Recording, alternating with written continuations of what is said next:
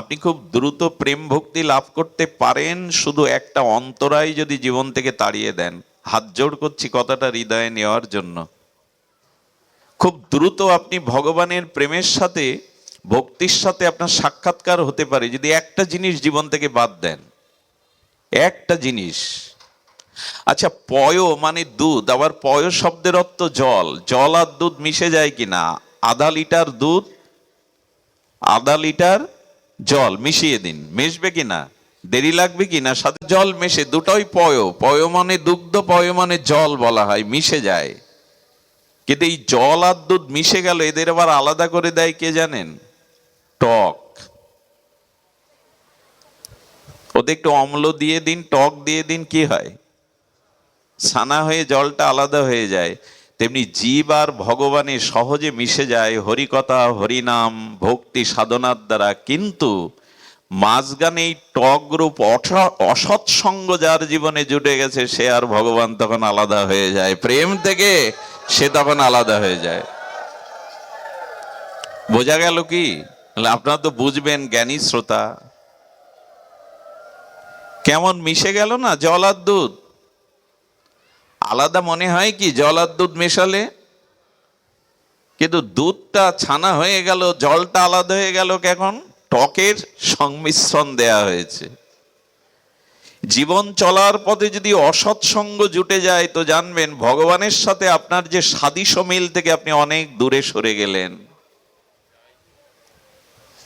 আগেকার দিনে গ্রামের মানুষ জঙ্গল দিয়ে পথচারী হয়ে যেতে ঈশ্বরকে প্রার্থনা করত যেন হিংস্র জীবজন্তুর সাথে না দেখা হয়। এখন মানুষ কি বলে জানেন?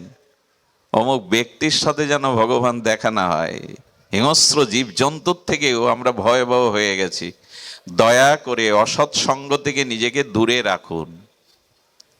দুধ জল মিশবে, ঈশ্বরের সাথে জীবের স্বরূপ মিশবে, কিন্তু টক যদি একবার দিয়ে দেন তো সেই জল আবার আলাদা হয়ে পড়ে থাকবে। ছানাগুলো নিয়ে জলগুলো কি করে? ভিয়েন ময়রারা ফেলে দেয় কিনা ড্রেনে?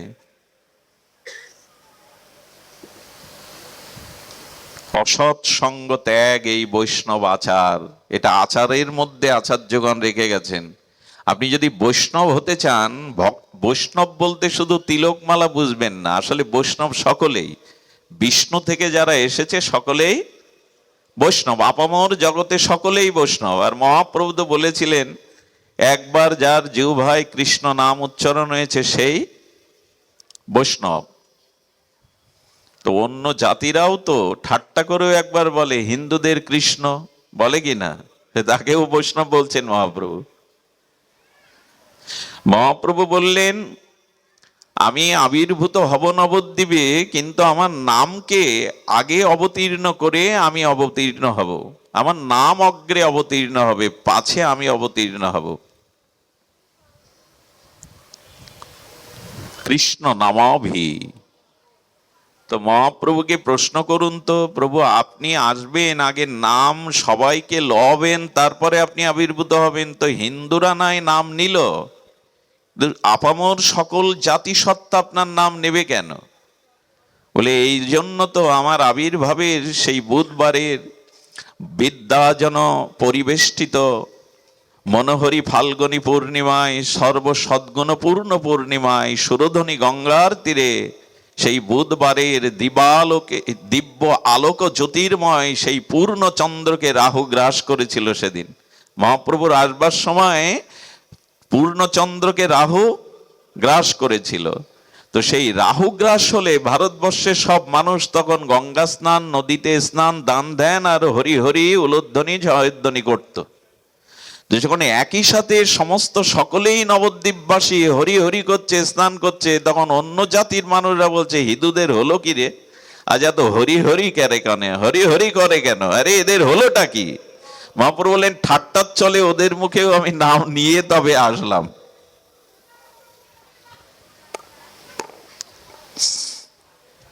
তো এই জন্য ভগবানের নাম, ভগবানের গুণগাথা, দীক্ষা, মন্ত্র ইত্যাদি আমরা যা পেয়েছি, তুলসী তত্ত্ব, ভাগবত তত্ত্ব, প্রসাদ তত্ত্ব, বৈষ্ণব তত্ত্ব, ভগবানের সাথে আমাদের এই প্রেম ভক্তির পথে বাধা ছিল না যদি অসৎ সঙ্গ আমাদের মাঝখানে এসে হাজির না হতো। অসৎ সঙ্গ ত্যাগ এই বৈষ্ণব আচার। বৈষ্ণবের আচার কোনটা? অসৎ সঙ্গ ত্যাগ। আচ্ছা, অসৎ তো অনেকগুলি, তার মধ্যে প্রথম এবং দ্বিতীয় অর্থাৎ শ্রেষ্ঠ সদ্দার অসৎ কোন দুটি? অসতের সংখ্যা তো অসংখ্য। এই জগৎ অসৎময় হয়ে গেছে, পরিবেশ কামময় হয়ে গেছে, দূষিত হয়ে গেছে। সতের সন্ধান এখন খুব কম মেলে।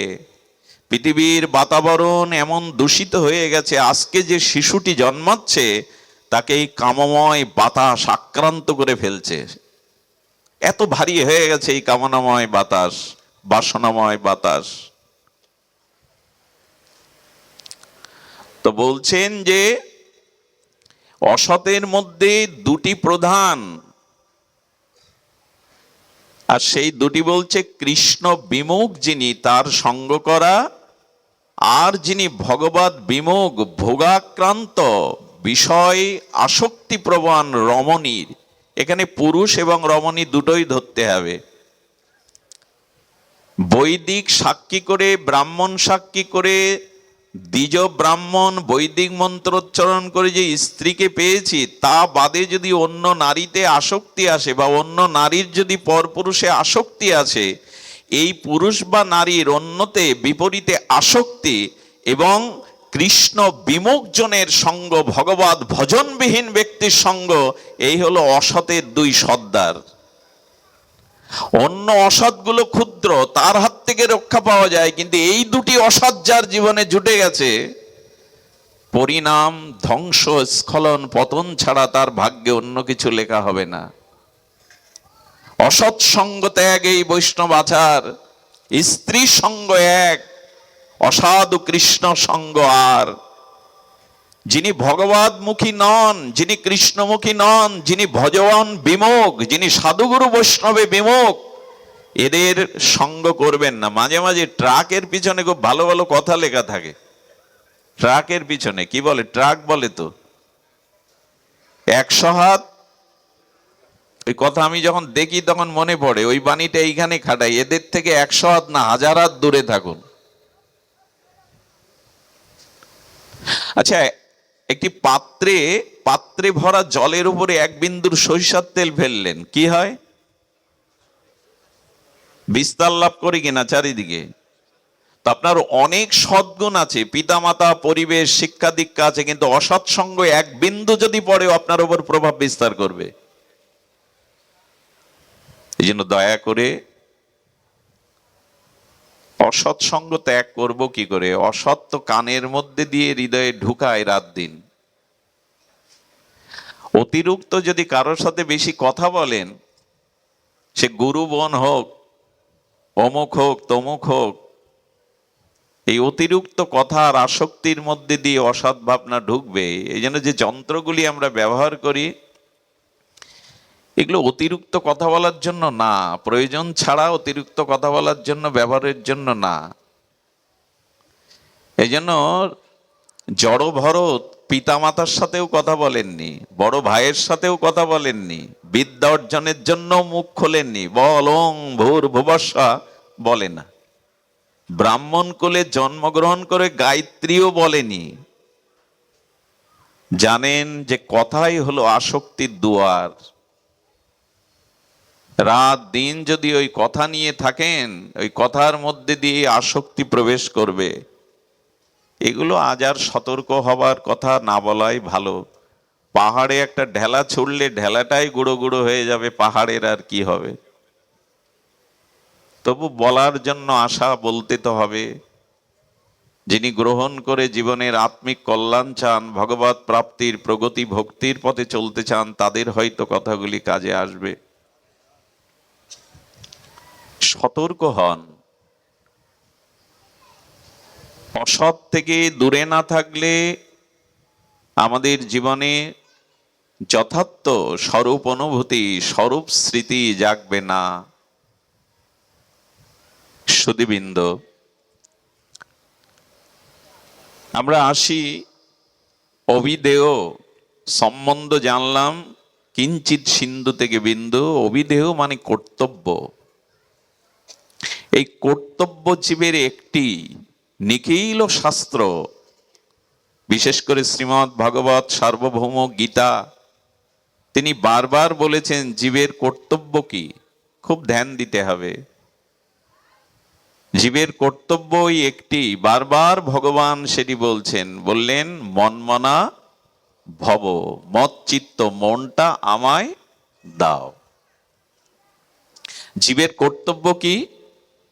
মনটা ভগবানকে দেওয়া। কেন? শরীর দিলে হবে না, হাত পা চোখ কান নাক মুখ দিলে হবে না, অর্থ দিলে হবে না, মন্দির করে দিলে হবে না, ভগবানের জন্য ফুলের বাগান করে দিলে হবে না। ভগবান একটাও কিছুই চাইছে না, চাইছে তোমার মন আমায় দাও। খুব অনুভবের কথা, যদি ধ্যান দিয়ে শোনেন।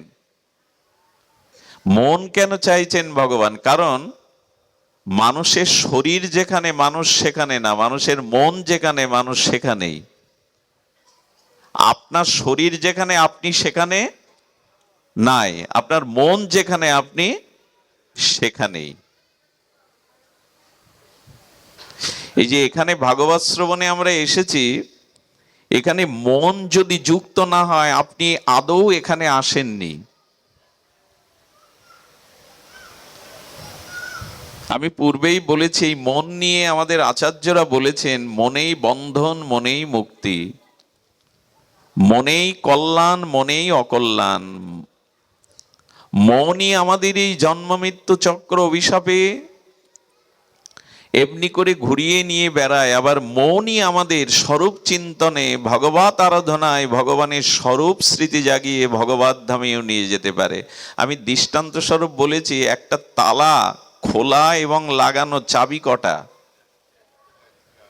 একটা তালাকে বদ্ধ করা আর মুক্ত করা, খোলা, চাবি কটা? লাগাবার জন্য একটা, খোলার জন্য আর একটা। এই পাশ মোড়া দিলে লেগে যায়, আর এই পাশ দিলে, তেমনি মনই আপনার উদ্ধারেরও কারণ পতনেরও কারণ। এই জন্য মন চাইছে ভগবান আপনার কাছে, এটা দিয়েছি তো।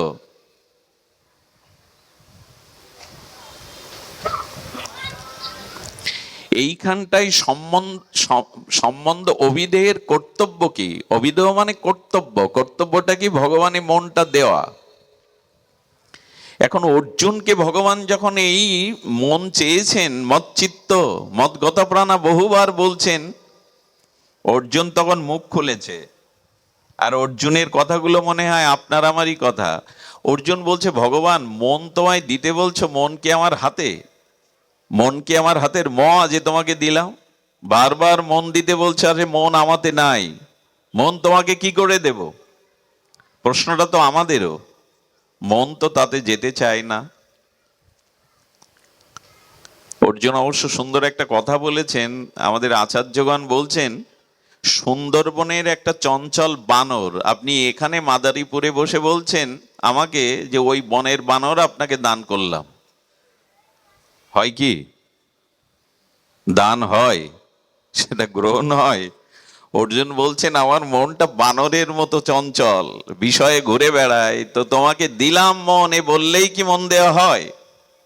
ভগবান এই উত্তর শুনে কিছুটা নীরব হয়ে গেছেন। সত্যিই তো, জন্ম জন্মান্তরের মন আমার নিয়ন্ত্রণে নাই, মন আমার বসে নাই, তো বনের বানর আমি দান করব কি করে অন্যকে? আমি দান করলাম বটে, কিন্তু সে পাবে কি? ভগবান কিছুটা নীরব থেকে যে কথা বললেন, বড় মার্মিক কথা, হৃদয় স্পর্শী কথা। গোবিন্দ একটু নীরব থেকে তখন বলছেন, শোনো,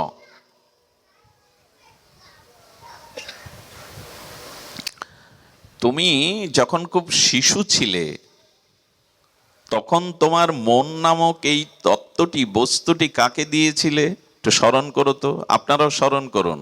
খেলনাগুলিকে না, অনেক রকম খেলনা পিতামাতা কিনে দিত না আত্মীয়জন। খেলনাগুলিতে তুমি মন দিয়েছিলে কেনা? অর্জুন বলে, হ্যাঁ। দেই কিনা, আমরাও দিয়েছি কিনা, পুতুল খেলাতে বরবধূ সাজাতাম, ঘর রচনা করতাম, চড়ুই ভাতি করতাম।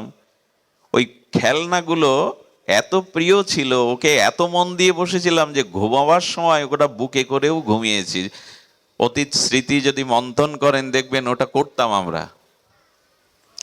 আচ্ছা অর্জুন, খেলনাকে যখন মন দিলে, একটু যখন বড় হলে, প্রাক প্রাথমিক স্কুলে গেলে, তখন মনটা কোথায় দিয়েছিলে? খেলনাকে? বলো না, স্কুলে খেলনা নিয়ে যেতাম না, তখন আমার খেলার সাথী যারা ছিল, ওই ছোট ছোট বাচ্চারা, সহপাঠী বা বই পুস্তক, এদের মন দিয়েছিলাম।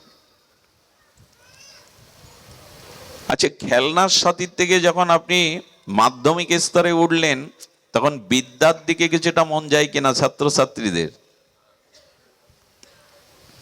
আবার যখন বিদ্যা সমাপ্ত করে জীবিকার জন্য, অর্থ রোজগারের জন্য চাকরি বাকরি, ব্যবসা, অন্য কোনো কাজে পেশায় গেলাম, তখন মন কোথায় গেল? টাকার মধ্যে যায় কিনা? আচ্ছা টাকা রোজগার করলাম, বাড়ি টাড়ি করলাম, এরপর বিবাহ করলাম, স্ত্রীতে মন যায় কিনা? স্ত্রীতে এমন মন যায় অনেকেই বাবা মাকেও ভুলে যায়। যেতেই পারে, আসক্তি তো এমন জিনিস। মন কত জায়গায় যাচ্ছে একবার ভেবেছেন? ভগবান বলছেন, এই দেখো অর্জুন, তুমি তো মন আমায় বানরের সাথে তুলনা করলে যে বানর কি করে দেব, মন তো দিচ্ছই তুমি কাউকে না কাউকে। যখন ছেলে মেয়ে হলো তখন স্ত্রীর থেকে মনটা আবার ওদের প্রতি গেল কিনা? কত জায়গায় ছোটবেলা থেকে মন দিয়েছো, পারো না অমনি করে মনটা আমায় দিতে, অমনি করে ওদের দিয়েছো আমায় দিতে।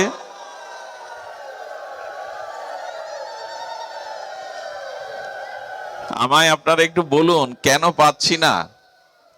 এদেরকে দিয়ে আসলাম সারা জীবন, এখনো কতজনকে মন দিলাম, তো সেটা ভগবানে কেন দিতে পারছি না? আমাকে কেন ওইভাবে দিতে পারছো না?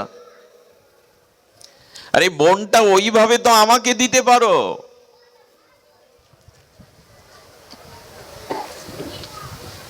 আহা, ভাগবতে কেন আসবেন জানেন? এই ভাগবতই একমাত্র পরিমণ্ডল যেখানে মন অন্যদিকে আপনি চাইলেও নিয়ে যেতে পারবেন না। ভগবানের কথার মধ্যে বর্ষির মতো মন এমন আটকে যায়। এইখানে কিন্তু এটা নাচ নেই, গান নেই, মিউজিক নেই, অন্য কোনো বিষয় নেই, কথার দিকেই। আর হরি কথাই তো হরি, এই জন্য মনটা খুব দ্রুত ভগবানে চলে যেতে পারে সাধুমুখে হরি কথায়, খুব দ্রুত। ভগবান বললেন মনটা অমনি করে আমায় দাও। আর একটি কথা তোমায় বলি, এই জগতে যে বস্তুর মধ্যে তুমি সুখ খুঁজে পাও, মনটা তাড়াতাড়ি এখানে সেখানেই দাও তুমি। আবার বলি কথাটি, যেখানে এই জগতের কোনো বস্তু, ব্যক্তি, পরিস্থিতিতে আমরা সুখ দেখি বা সুখ পাই, মনটা সেখানে যায় কিনা? কিন্তু সুখের বস্তু কোনটা আমায় একটু বলুন।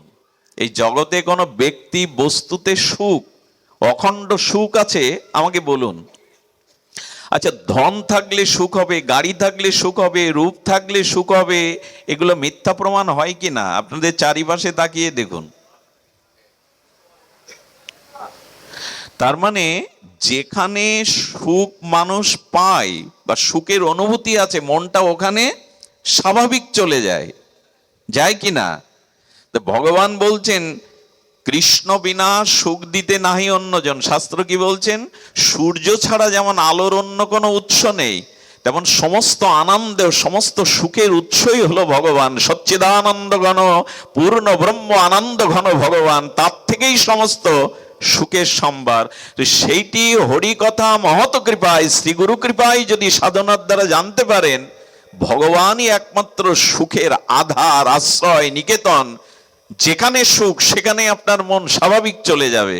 ভগবান যে সুখময়, আনন্দময়, প্রেমময়, এটি সাধুগণের কৃপাতে, মহৎ কৃপাতে যদি জানতে পারেন, তখন মন ভগবানে আটকে যাবেই, অন্যদিকে যেতে চাইবে না। এটি কিন্তু খুব প্রসিদ্ধ কথা। টাকায় সুখ মনে করি তাই টাকায় মন চলে যায়। সুন্দরী রমণীতে সুখ পাবো বলেই তো মনটা ওদিকে চলে যায়। তো যেখানে সুখের আধার, আশ্রয়, এটি জানলেই যদি মন চলে যায়, তবে যাদের প্রকৃত তত্ত্ব জেনেছে যে একমাত্র আনন্দ ভগবানেই আছে, তাদের মন সেই ভগবত বা ভগবত ভজনেই আবিষ্ট হবে।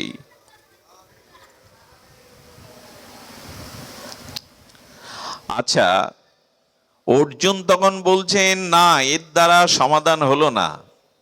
আমরা সংসারী মানুষ, আমরাও যদি ভগবানকে বলি, ভগবান তুমি সুখময় বস্তু, আনন্দময় বস্তু, প্রেমময় বস্তু, আস্বাদনময় বস্তু, এটা শাস্ত্রের পাতায় লিপিবদ্ধ আছে, কিন্তু মন তো যেতে চাই না, এখন উপায় বলো, কি করে যাবে? গোবিন্দ তখন বলছেন, অভ্যাসেন তু কন্তেয়, অভ্যাস করো। দেখুন, সংসারী জীবের জন্য এত এত উপদেশ দিয়েছেন গীতাতে ভগবান, সাধু মহাত্মাদের জন্য অত দেননি, কারণ সমস্যা তো আমরাই পড়ে আছি। যারা সংসারী তাদের জন্য ভগবান অনেক অনেক বেশি উপদেশ দিয়েছেন। এবার বললেন মন দেওয়ার অভ্যাস করো। অভ্যাস কিন্তু আপনাকে বারবার সেই পথে চালিত করে। ভোরে বা ব্রাহ্ম মুহূর্তে নিদ্রাভঙ্গ যাদের হয়, বহুরাত্রি জাগরণ করলেও দেখবেন ঘুম ভেঙে যাবে, অভ্যাস আপনাকে ঘুম ভাঙিয়ে দেবে। ব্রজবাসী মায়েরা নূপুর পায়ে দেয়, তাদের চলাটাই যেন নৃত্য, আর তাদের মুখের কথাই যেন সঙ্গীত। আমার ভাগ্য হয়েছে অনেকবার দেখার যে ব্রজমায়েরা যমুনা থেকে, জলাধার থেকে জল নিয়ে 2-3টে জলের পাত্র মাথার উপরে সাজিয়ে সাজিয়ে কোমরে হাত দিয়ে হাঁটে। সে দৃশ্য দেখলে আপনার চোখ স্থির হয়ে যাবে। আচ্ছা, আমাদের মাদের মেয়েদের 3টে কলস বা ঘড়া ওইভাবে দিয়ে হাত না ধরে চলতে বলুন তো, পারবে কি? কারণ কি, ব্রজবাসী মায়েদের জন্ম থেকেই ওদের ওই দূর থেকে জল আনতে হয়, ওই ঘড়াই ঘড়াই করে অভ্যাস হয়ে গেছে। গোবিন্দ বলছেন মন আমাতে আসতে চায় না, ঠিক আছে, বিষয় বৃত্ত প্রবৃত্তিতে তোমার মন নিবিষ্ট হয়ে আছে, তুমি অভ্যাস করো। সেই অভ্যাসটাও করছি তো। ত্রিসন্ধ্যা মুক্ত গেহিনী, গীতার দিব্য নামাবলিতে কি বলি? গঙ্গা, গীতা, সাবিত্রী, সীতা বলি কিনা? ওদের একটা শব্দ আছে দেখবেন, ত্রিসন্ধ্যা। কোন সনাতনী হিন্দু যদি ত্রিসন্ধ্যা আহ্নিক না করে, গুরুমন্ত্র জপাদি না করে, তার হিন্দুত্ব খারিজ হয়ে যায়। কোন উপবিদ্ধারী ব্রাহ্মণ যদি ত্রিসন্ধ্যা গায়ত্রী মন্ত্র জপ না করে, ভগবান বলছেন তার ব্রাহ্মণত্ব খারিজ হয়ে যায়। বেদ ভগবান বলছেন ব্রাহ্মণত্ব চলে যায়। এখানে কটা হিন্দু আছে আমরা গুরুমন্ত্র নিয়েছি কি হরিনাম কৃপা পেয়েছি, ত্রিসন্ধ্যা আমরা আহ্নিক করি? আচ্ছা, ত্রিসন্ধ্যা বা 3 বেলা ভোজন করি তো, খাই তো, এতে ভুল হয়?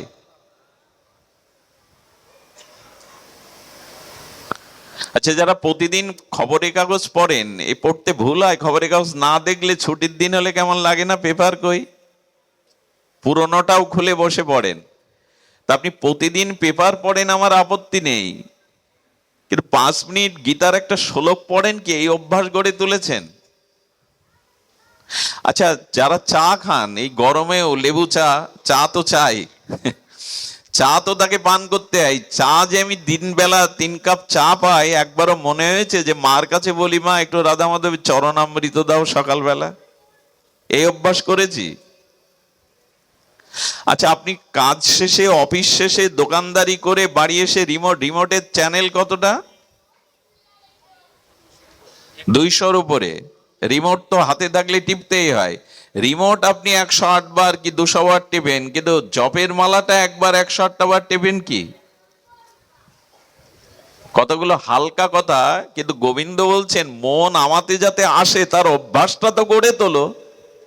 মন তোমাতে যায় না বলেই অজুহাত দেখিয়ে যাচ্ছ, কিন্তু মনটা দেওয়ার অভ্যাসটা তো করবে তুমি। আচ্ছা, মাটির কলসিটা একটা পাথরের উপরে যদি বহু বছর ধরে ধরে মা বোনরা রাখে, পাথরটা কি হয়? মাটির কলসিতে পাথর ক্ষয়ে যায়। অভ্যাস বা নিত্য নৈমিত্তিক অভ্যাস এমন একটা জিনিস, এই জন্য আমাদের ঋষিরা বলে গিয়েছিলেন সন্ধ্যা গায়ত্রী এগুলো করবে। এই নিত্য কর্ম যে গুরুদেব মন্ত্র দিয়েছেন, এর যে জপ ধ্যান আহ্নিকগুলো করাতে কিন্তু সকাম না, এগুলো এগুলো ঈশ্বরের কাছে কিছু পাওয়ার জন্য না। অনেক জন্মের আবর্জনা, দুর্বাসনা, কামনা আমার চিত্তে আবেশ আছে, ওগুলিকে দূর করবার জন্যই এই আহ্নিকটা গুরুমন্ত্রটা সকাম করবেন না, মানে এর দ্বারা টাকা হবে, ধন হবে, বিপদ দূর হবে, খবরদার। গুরুদেব যা দিয়েছেন শুধুমাত্র চিত্ত শুদ্ধি, ভগবত প্রেম প্রাপ্তির জন্য। অন্য বাসনা যেন ওর সাথে যুক্ত না করি, অন্য বাসনা যেন ওর সাথে যুক্ত না করি। আচ্ছা, অভ্যাসের কথা যদি বলি, একবার অভ্যাসের কথা যদি বলি, ধ্যান দিন। এখানে যারা মায়েরা আছেন বা যে গৃহে মা বোন নাই, আমরা আমাদের ঘরের মেঝেটা ঝাড়ু দেই কিনা প্রতিদিন? ঘরের মেঝের বালুকণা, ধুলিকণা গুলো প্রতিদিন ঝাড়ু দেই আমরা। কিন্তু আমার হৃদয়ে যে সারাদিন, আর আমার হৃদয়ে যে অনেক জন্ম ধরে কামনা বাসনার ওখানে গিজ গিজ করছে, অপরাধ, পাপবোধ, দুর্বাসনা, দুশ্চিন্তা, সেগুলো হরিনাম দিয়ে, আহ্নিক দিয়ে অভ্যাস করি তো পরিষ্কার করার।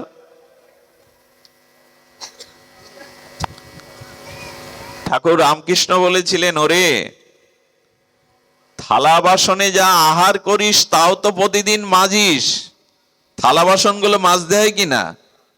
তো হৃদয় মার্জন করি কি আমরা? সেই অভ্যাসটা কি গড়ে তুলেছি যে ভোরবেলা গুরুমন্ত্রটা, সন্ধ্যাবেলা গুরুমন্ত্রটা একটু জপ করে নি?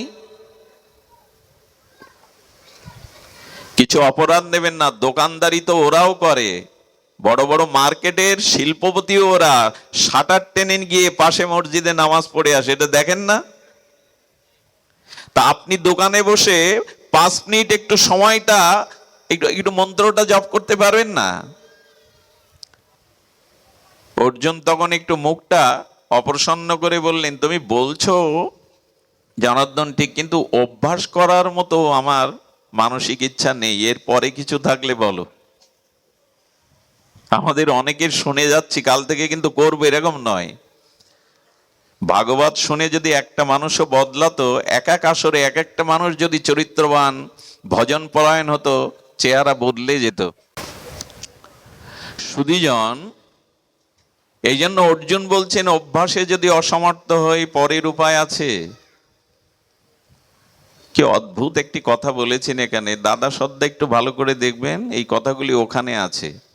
ভগবান সংসারী জীবকে তার করার জন্য কত কত উপদেশ দিচ্ছেন। বললেন, এক কাজ করো, অভ্যাস যদি তুমি না গড়ে তুলতে পারো, কর্ম তো তোমাকে করতে হয়।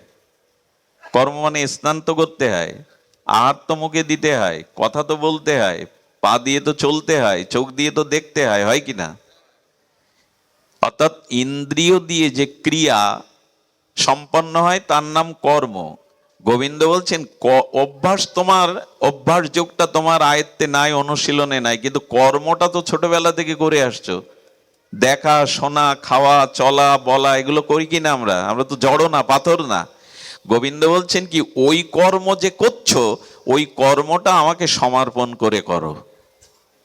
আহা, আহারটা সামনে নিয়েছেন, মুখে তুলতে হয় কিনা? মা গোবিন্দ বলছেন, যৎ করসি যজ্জোহসি যদন্নাসি যদাসি যৎ তপস্যসি কন্তেও তৎকুরু সমাদর্পণম।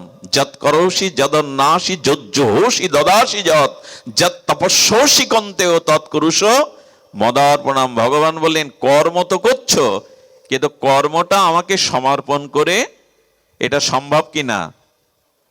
এর পরেও অজুহাত খাড়া করব যে সম্ভব না, মন তোমায় দেওয়া। অন্নটা মুখে দিচ্ছেন, একটু তাকে বলে দিলে কি হয়?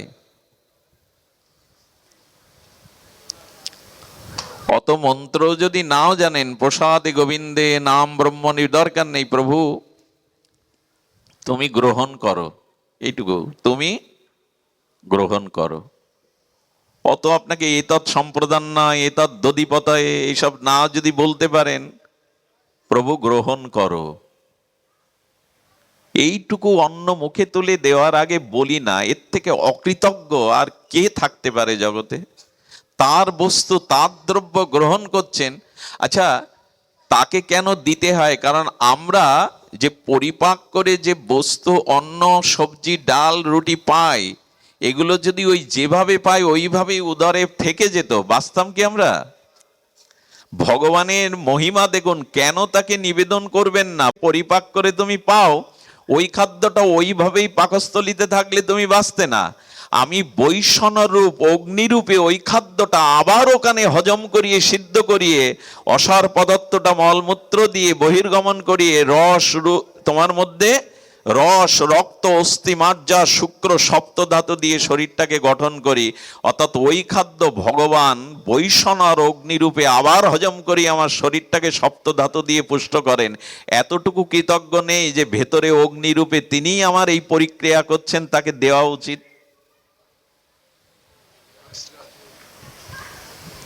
এখানেই তো বাধা, তাকে দিয়ে পাওয়ার মতো মানসিকতা এত। হ্যাঁ, মাঝে মাঝে বলি না, আমার মতো কুকুর অনেক আছে, বৈষ্ণবের গুরুদেবের কুকুর। পাড়ায় পাড়ায়, মহল্লায়, শহরে গিয়ে কত ঘেউ ঘেউ করছে, কিন্তু ঘুম কারো ভাঙে না। বৈষ্ণবের গুরুদেবের কুকুর হয়ে কত ঘেউ ঘেউ করছে পাঠক পাঠিকারা, কিন্তু ঘুম আমাদের ভাঙে না। ভগবানকে একটু দিয়ে পান, বস্তু তো তার। তাকে না দিয়ে যারা পায়, সে কথাটা বললে কষ্ট পাবেন বলে বলছি না। সার্বভৌম গীতাও বলেছেন তারা একরকম চোর।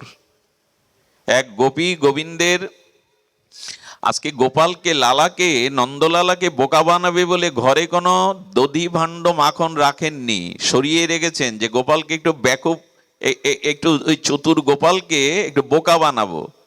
গোপাল না পেয়ে যখন চলে যাচ্ছে, ব্রজবাসী বলছে, কিরে লালা, কিরে নন্দের বেটা, চোর কোথাকার, পেলি না তো? চুরি করতে এসে কিছু পেলি না তো? গোবিন্দ পিছনে ফিরে তর্জনী অর্জন করে সিংহ গর্জনে বললেন, যে ঘরে আমার জন্য কোনো উপাচার থাকে না, যে ঘরে আমাকে না দিয়ে যারা পারাই তারাই চোর, আমি নয়, তোমরাই চোর। আর শুনে রাখো, যে ঘরে আমার উপচার নেই, আমাকে না দিয়ে পাই, ওই ঘরে আমি আগুন লাগাবো। সেই আগুনে ঘর পুড়বে না, ঘরের মধ্যে যারা ওরাও পুড়বে। গোবিন্দ কারো ঘরে আগুন দেন? বললেন, আমাকে যারা না দিয়ে আত্মসত্ত্ব পরিপূরণ করে, আত্মেন্দ্রিয় প্রীতিবাঞ্ছাতে ভোগ করে, তাদের ঘরে অশান্তির আগুনে ঘরও জ্বলবে।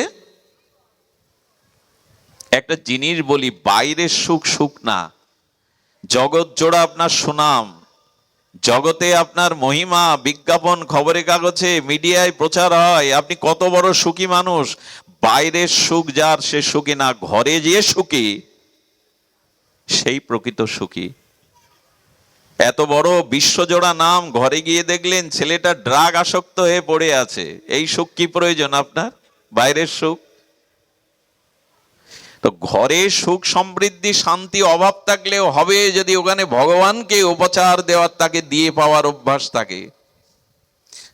সুধীজন, এই জন্য ভাগবত শুনে ওই যে কর্ম সমর্পণ গোবিন্দ বলেছেন, ভোজনটাও ভজনায় 32টা দাঁত আর 16 নাম 32 অক্ষর, প্রতিটা গ্রাসে ভগবানের নাম যারা নেয়, খেতে তো হয়, চিবাতে তো হয়, ওর মধ্যে ভগবানের নাম দিয়ে দিন। গোবিন্দ বলছেন, ওতেও মন আমাতে চলে যাবে। আচ্ছা, সকালে ঘুম ভাঙে কিনা আমাদের? চোখ মেলতে হয় কিনা? তা আপনি যদি চোখ মেলে দেখেন, আমি রাধারানীর চরণটাই প্রভাতে চক্ষুন মিলন করে মনে মনে আগে দেখে তবে বউ, ছেলে মেয়ে, স্ত্রী পুত্র, ঘর বাড়ি দেখবো, এই অভ্যাসটা যদি কাল থেকে করেন, চোখ তো মেলতে হয় সকালে। রাধারানীর চরণ দোকানা দেখে বা গৌর চরণ দেখেই আমি চোখ খোলা অভ্যাস করব। আবার যখন ঘুমাবো, তখন রাধারানীর সেই সৌন্দর্য মণ্ডিত চরণ দোকানার ছায়াতেই আমি ঘুমাবো। খবরদার কেউ আবার রাধারানীর চরণে ঘুমাবেন না, তাহলে ওনাকে সারা রাত দাঁড়িয়ে থাকতে হবে। ওনার চরণ ছায়াতে মাথাটা রেখে ঘুমাবেন। ঘুম যদি না ভাঙে, তবে জানবেন রাধারানী আপনাকে চরণে নিয়ে নিয়েছে। এই অভ্যাসটা তো জাগা এবং নিদ্রার সময় করতে পারেন, এটা কি খুব কঠিন? গোবিন্দ বলছেন, কর্মটা আমাকে দাও না, যে কর্মই করছো তা আমাকে সম্প্রদান করো, তাহলে বিষ অমৃত হয়ে যাবে, অভিশাপ বর হয়ে আসবে ফিরে। মীরাবাইয়ের বিষ অমৃত হয়, ভগবান শঙ্করের বিষ কণ্ঠে গিয়ে নীলকণ্ঠ হয়, উপাধি হয় তার নামের, কিন্তু তিনি যন্ত্রণা পান না, মৃত্যুবরণ করেন না। প্রহ্লাদের বিষ অমৃত হয়, অগ্নিও শীতল হয়, ভগবানকে যারা স্মরণ করে নিবেদন করে প্রত্যেকটি কর্ম করে। এই জন্য তো আমাদের মন্ত্রে বলা আছে ওই যে মাধব মাধব বাঁচি, মাধব মাধব সর্বকার্যেষু মাধবম, সব কাজই মাধবকে অর্পণ করে করো। অর্জুন তখন বলছে এটাও স্মরণে থাকবে না, আর কোন উপায় আছে? এইটাও ঠিক ঠিক স্মরণে থাকবে না, আর কোন উপায়? আর কত নামবেন ভগবান, আর কত কৃপা করবার জন্য মনটা তাকে দেওয়ার জন্য? আর একটা উপায় আছে। আচ্ছা, এই যে কর্ম আমাকে সম্প্রদান যদি না করতে পারো, এক কাজ করো, যে কর্ম করছো সেই কর্মের ফল আমাকে সমর্পণ করো। কর্ম করছো তুমি, কর্মে স্মরণ করতে পারছো না, কিন্তু কর্মের ফলের আশাটা না করে ফলটা আমায় সমর্পণ করে দাও। যদি তা দিতে পারো তবেই আমি গ্রহণ করব, আমি তোমাকে গ্রহণ করব। যদি কর্মফল আমাকে দাও তাহলে শোনো, কর্মফল তোমাকে ভুগতে হবে না। সুধীবৃন্দ, এই কর্মফল আশা না করে ওটাও ভগবানকে দিয়ে দিন। সুখ দুঃখ যা কিছু তা যদি ভগবানের কৃপা মনে করে সমর্পণ করতে পারেন, তখনই ভগবত কৃপা বা ভগবানের কৃপা এইটা আপনার উপলব্ধিতে আসবে, তার আগে আসবে না। আবার বলি, যখনই সুখ বা দুঃখ, অনুকূল বা প্রতিকূল পরিস্থিতি আপনি ভগবানের দেওয়া আশীর্বাদ বা ভগবানের দেওয়া করুণা কৃপা উপলব্ধি হবে, তখনই কৃপা আপনি বুঝবেন। তা নাহলে ভালোগুলো ভগবানের কৃপা, আর যা আমার প্রতিকূল তা ভগবান আমার দিকে চাইলো না, এই বাণী বুলিয়ে আওড়াতে হবে সারা জীবন। সর্ব অবস্থা সর্ব পরিস্থিতিতেই যখন মনে হবে এটা ভগবানের আমার প্রতি কৃপা, তখনই আপনি কৃপা শব্দটা যথাযথ বুঝবেন। আপনার অনুকূল পরিস্থিতিতে মনে করলেন ভগবানের কৃপা, ছেলেটা ডাক্তারি চান্স পেল, এবছর ব্যবসায় লাভ হলো, এটা গোবিন্দের রাধারানীর কৃপা। আর লস হলো, ক্ষতি হলো, চান্স পেল না, চাকরি পেল না, এটা ভগবানের কৃপা না। এই যারা অনুকূল প্রতিকূল পরিস্থিতিতে মনে করে কৃপা শব্দটা, তারা আজও এখনো বোঝে নি। আরে আমাদের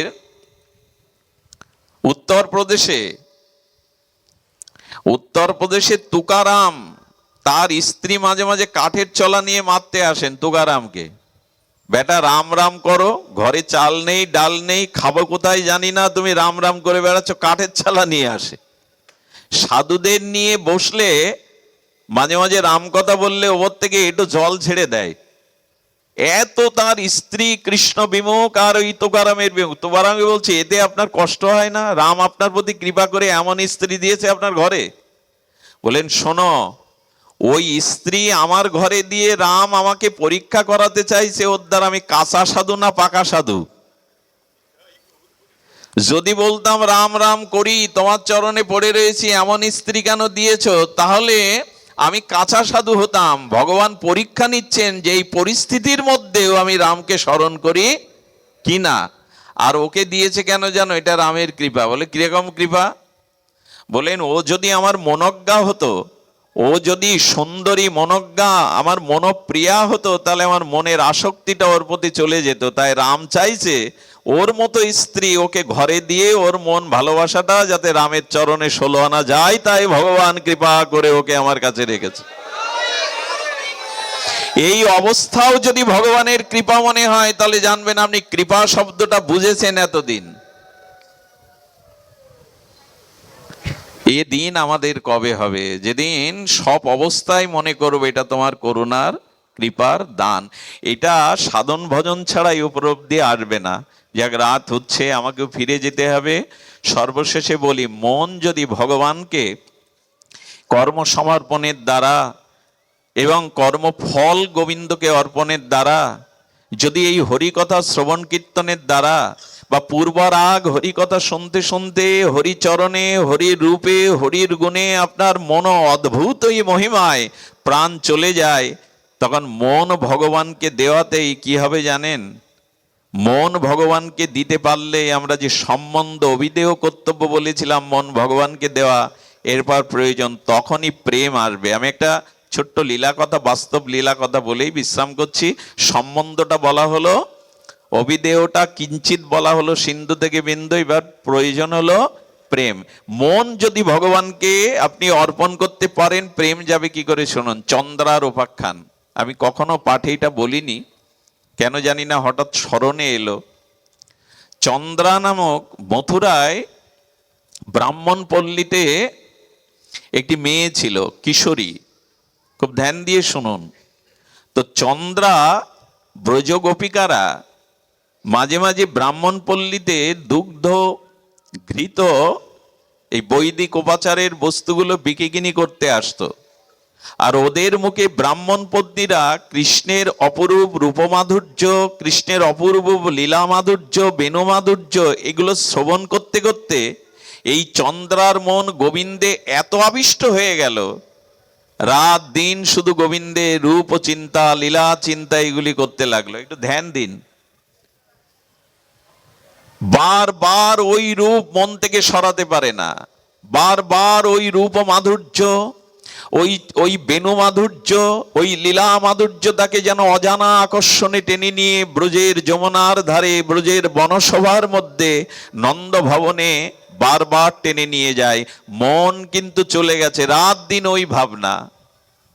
আমি আগেও বলেছি, 12 বছর মাথা খোটার পরে, দেবদেবীর কাছে প্রার্থনার পরে, আর অনেক মানা চেনার পরে চোখের জলে কোনো মা যদি 12 বছর পর সন্তান সম্ভবা হয়, ওই সন্তান শশীকলার ন্যায় 2-3 বছর ধরে যদি প্রতিপালন করে, কালের করাল আঘাতে যদি ওই সন্তান মার কোল থেকে কাল এসে নিয়ে যায়, ওই মাটা যেমন 1 সপ্তাহ কি 1 মাস ওর চোখের সামনে জগৎময় তার গোপালের মুখটা, গোপালের চরণটা, আদো আদো বলিটা ছাড়া তার মুখে কেউ দুধ দিলে গাল শিবে পড়ে যায়, 1 বালতি জল ঢেলে দিলে শুকিয়ে যায় তপ্ত করতাপের মতো, তার বসন ঠিক থাকে না, আহার নেই, নিদ্রা নেই, রাত দিন যেমন ওই হারানো গোপালকে সে খুঁজে বেড়ায়। ওই বুঝি গোপাল এলো, ওই বুঝি মা বলে ডাকলো, ছোট্ট দুটো বাহু পাশে বুঝি গলা জড়িয়ে ধরলো, তার ছোট ছোট চরণ দোখানা মনে পড়ে। ঠিক ভগবানকে যারা অনুরাগ দিয়ে রাত্র দিন তার নাম রূপ লীলা চিন্তা করে, ওই সন্তানারা মার যেমন কিছুদিন ধরে তার আবেশ থাকে সন্তানে, ভক্তেরও ভগবানের রাত্রি দিন ওই আবেশ থাকে তার লীলার মধ্যে। এই চন্দ্রার ওই জাতীয় আবেশ এলো, রাত নেই, দিন নেই, রাত 3টের সময় ঘর খুলে বেরিয়ে গেছে আবেশে। কোথায় পড়বে, কোথায় যাবে ঠিক নেই। কিন্তু একটা কথা বলি, ব্রজের পথে যারা ওঠে, ব্রজের পথ ব্রজেন্দ্র নন্দনী চিনিয়ে দেন। এই জন্য বিল্বমঙ্গল ঠাকুরের এই সঙ্গীতটি প্রসিদ্ধ, আমার হাত ধরে তুমি নিয়ে চলো সখা, আমি যে পথ চিনি না। হাত তিনিই ধরবেন, ব্রজের পথ তিনিই দেখাবেন। চন্দ্রা এইভাবে আবেশে ব্রজে যখন গেল, গিয়ে কি দেখলো জানেন? এত আবেশ, নিত্যলীলা প্রকট হয়ে গেছে তার সামনে। আজও তো সেই চিন্ময় ভগবানের সন্দিনী শক্তির আধার বৃন্দাবন প্রকট আছে, আমাদের দৃষ্টি নাই বলে দেখি না। আজও সেই বৃন্দাবনে প্রকট প্রেমিক ভক্তরা দেখতে পায়। উনি দেখলেন ব্রজ সুন্দরীগণ মাথুর বিরহে তাদের চোখের জলে কেউ মূর্ছিত, কেউ হাহাকার করছে, কেউ বা মথুরার পানে তাকিয়ে তাদের প্রাণের স্পন্দনকে বারবার স্মরণ করছে। গাভীগুলো মুখে ঘাস কিন্তু গলৎকরণ করে চিবাচ্ছে না, মথুরার পানে চেয়ে আছে।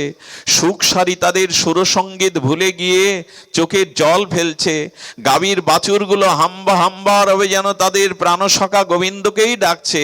সখাগণ মথুরার পানে তাকিয়ে যেন কি অপেক্ষা করছে, কবে ফিরবে আমাদের রাখাল রাজা।